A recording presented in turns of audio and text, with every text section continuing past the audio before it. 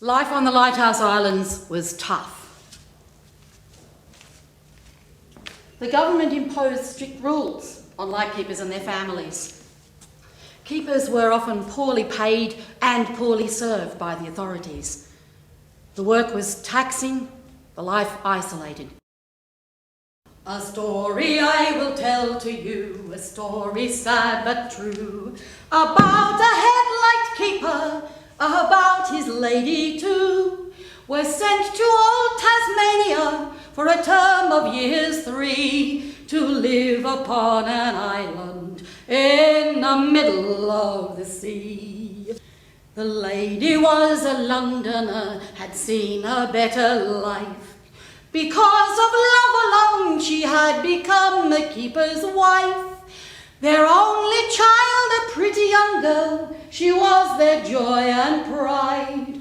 Their lives were blessed with happiness that cannot be denied. They'd been upon the island for nigh upon a year.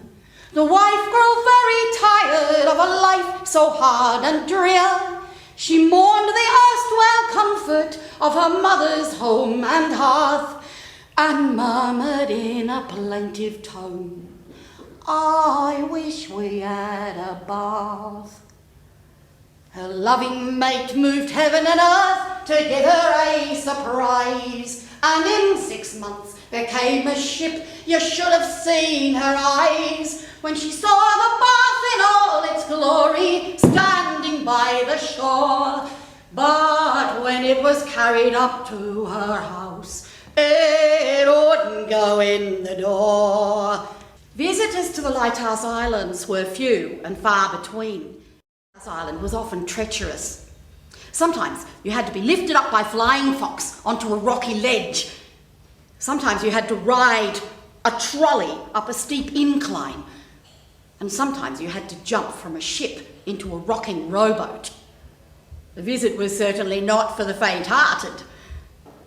The supply ship took anchor a mile from the shore.